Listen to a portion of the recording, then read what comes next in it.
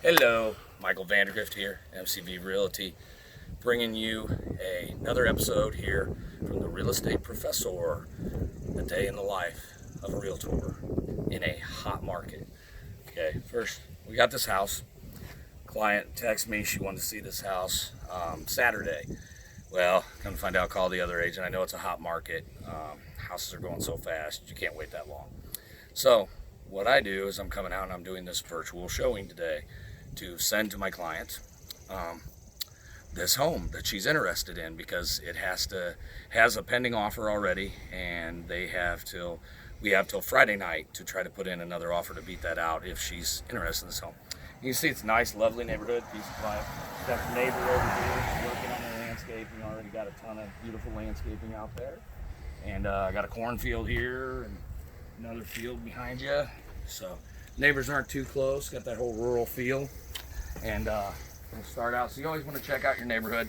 A lot of times I'll tell clients, if they've got the time and capability, when they see a house they like, go and drive by it real quick, see if you like the neighborhood. And then we'll schedule a showing or a virtual showing if we need to. You know, we all want to be careful and cautious with this COVID thing. We are in a pandemic, so we want to take precautions. So we've gone to a lot of these virtuals. So we're going to take a tour of this. It's got a nice large garage here. We're going to take a look at that first.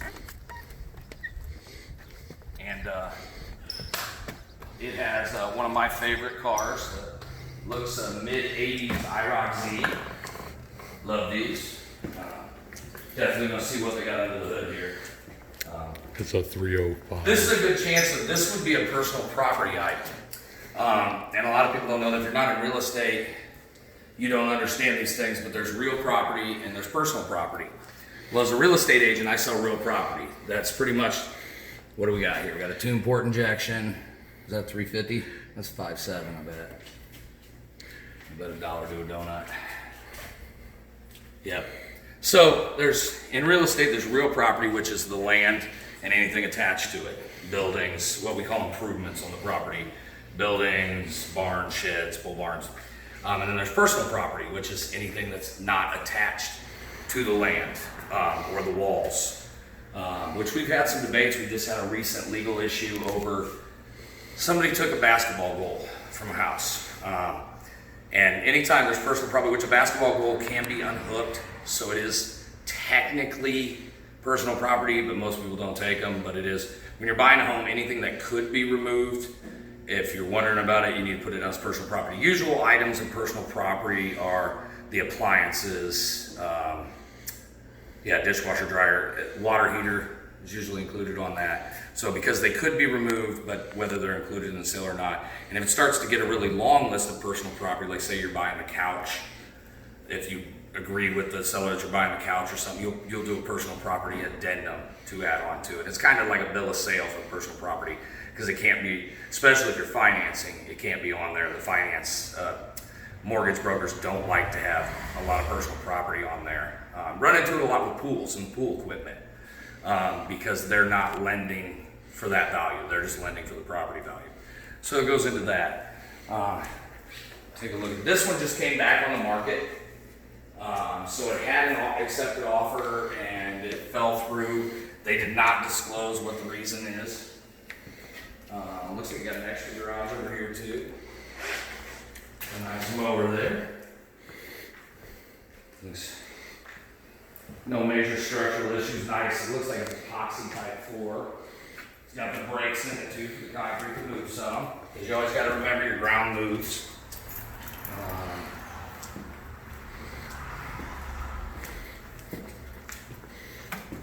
Always make sure to shut out the lights and know which lights as a realtor. Just consider it to know what lights you turned on and shut them off. Looks like they got some new black mulch down here. And I know it's newer because I just put some in my house so I can tell by the color. Got some spotlights out here. Got a little bit, always got to watch your gutters a little bit. Gutters hanging down a little bit. That's, yeah, probably something's going to be needing to look at. But when you buy a house, you know, first step, you find a house you love. Then you make an offer, you know, maybe somebody accepts it. Then you do, I always recommend an inspection. It's up to you whether you want to do it. But to me, it's worth the $300-400 you're typically going to pay for a general inspection. Got propane. That's a big propane tank. Bigger than what I'm used to. We're gonna go inside here, take a look. Look, see. It's got some new. I'm assuming this is vinyl. Very nice. Yeah, it's this soft. It's got pretty good padding in it. Hello, is anyone here? You always want to check, double check too, make sure nobody's here. Maybe they missed the thing. Oh, the AC works. Yeah, the AC works. Oh my gosh, that's a blessing. But in some houses, AC's not working, not in. Got some nice cabinetry. Got the laced ceiling here. A nice little dining room kitchen combo, kind of open. Got a little bathroom here. Got the plastic tub backing on the shower. Got the push from the top toilet. A nice new vanity. Looks like they've definitely done some work in here. And we'll go downstairs first because the basement is essential to your foundation of your home and they can get real expensive. I'm going to show you some signs you want to look for, Bob Villa style. Okay. Go down here. It's hard to see in a picture. And there we go. We got light. Okay. You can see this has a little bit of bowing in it. I can see this. You're not going to be able to see it. You can see the bowing right. You might even be able to see the bowing here in this when I put my hand flat against this wall. What it is, the weight of the earth pushes in on them, and when they start to... Now, it's not always necessarily bad. I use interior channel to further evaluate a basement.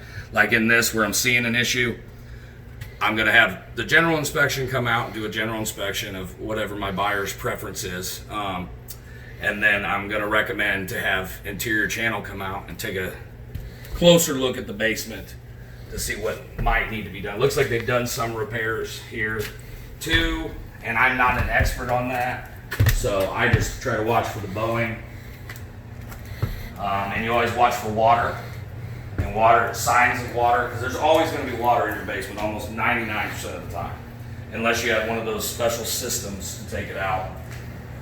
They got a drain there, drain there. Your HVAC system is another thing you want to look at. This one's not too old. It could be a little age. That's more for the inspector. But a lot of times, the outside doesn't matter. The internals is what matters. So it could have been maintained. We always look for a sticker to see water heater there. See if they've got a maintenance sticker where an actual certified technician came out and serviced it, which I'm not seeing. But the inspector can look at it. They'll take it apart and look at the internals and see how they look. It does look like it may be high efficiency. Usually there's two pipes coming out. They're usually together, but there's one. We've got some water down over here. Can't really see it. Not much light, so we got a little bit of water. We got some water coming in right there. Signs of water should be. There's the sump pump. Okay. I was looking for the sump pump. You always want to make sure you got, especially if you got water, you want to have a sump pump. So it looks like they have done some work to get the water out. And like I said, on a basement like this, definitely, no doubt, have interior channel come out and do a further evaluation. You know, because your costs on this can get pretty crazy. Look over here, got another room.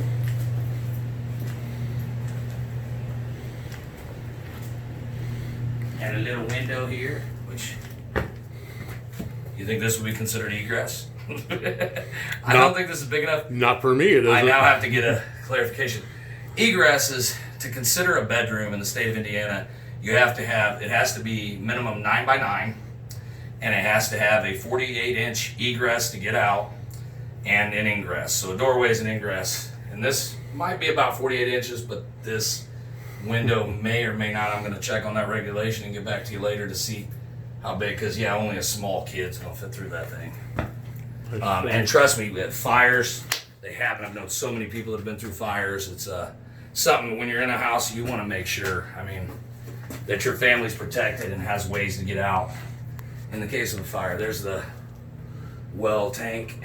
I think they call it the bit tank there. And got like a crawl space back there. Yeah, I don't go back there. I let the inspectors do that. They can do that. So, got a good look here at the basement. Not in terrible condition, but like I said, this one's in a condition where we've got water right here. I would definitely have interior channel take a look. Let them know what the possibilities, opportunities, and problems may be with it. Got some linoleum tile. Pretty pink here on the steps. Are all the lights out down there? I think I got them all. Got some. This is another thing that just cracks me up, and people defended it. This is linoleum countertop. Okay, when people say upgraded, I'm still researching that. The new. Okay, so it's a countertop, and then we've got a nice area here. And I still have not gotten a definitive answer to the difference between a family room, living room. But I guess it's the way you treat it. And we've got a possible bedroom over here. See, this would be one you would have to measure to make sure this might be just under what you could consider a bedroom. It's kind of small, more of a, I would anticipate most people would use this more as an office or den.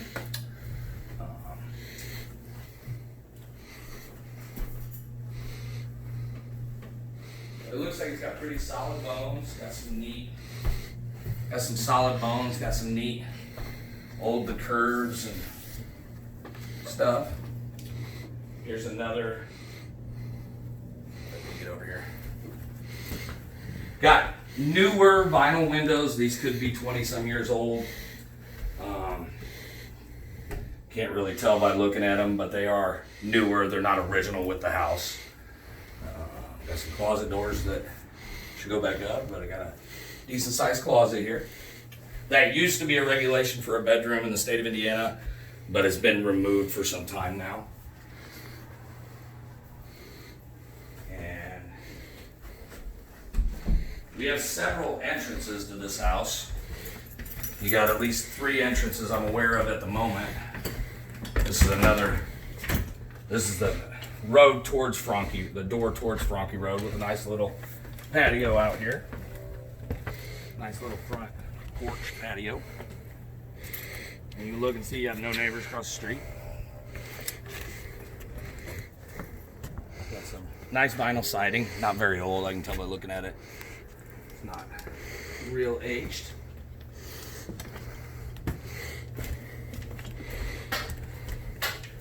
Then we got a nice little cute bathroom with, somebody's done plumbing work.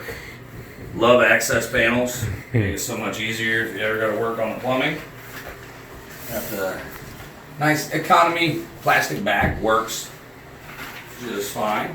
Not seeing any tub drains, a little skeptical. I'm not sure what they did there, but that once again is more of an inspection question to whether that's an issue or whether it's just old and they just reused it. Could be. And a little mirror, looks like they did some updating to this. And I walk through. I never did understand what these are. What do you put flowers on here? I'm thinking maybe it's got some nice design here. Gives some character to the stairway. Now we're going to go upstairs. It looks like. See, this is an older window. This is not. That's another thing you got to check on your house. Because windows are expensive. So a lot of times people will replace them a few at a time. And I get it. But this is an older original window. You can see it's wood frame. So it's not like the newer vinyls we're seeing elsewhere. Got one of those cut off ceilings. That's another thing on bedrooms. You have to have so much space, has to have at least 7 foot of ceiling in it. I think 7 feet across or something like that. Another thing I need to look up to make sure. Nice, kind of walk-in closet. Got a nice bedroom here.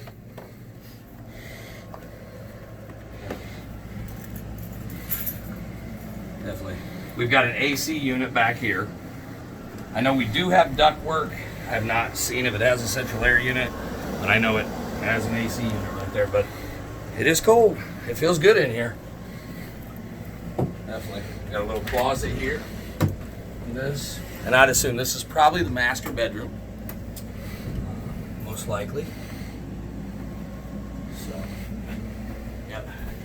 Got one of these little attic to get up in the attic holes that, once again, another thing, I'll let the inspector do that. I'm not crawling up in there. So yeah, I think we've covered this whole house. I'm gonna make sure to send this out to the client so they can see it, view it, see what they think. And we have forms too for your protection in case we do, like, we call this a sight unseen. So you can always do an offer with an addendum on there, sight unseen, that buyer still needs to go back and physically verify the property on it. I know a lot of sellers don't like those, but they are an option. And there's always all kinds of contingencies and offers and stuff. That's why you really need a realtor to make sure you know what contingencies you have on your offer, and what it entails and what you're legally obligated to. So that concludes this virtual showing. Thanks again. Please sure to like, share, and subscribe, and have a great day.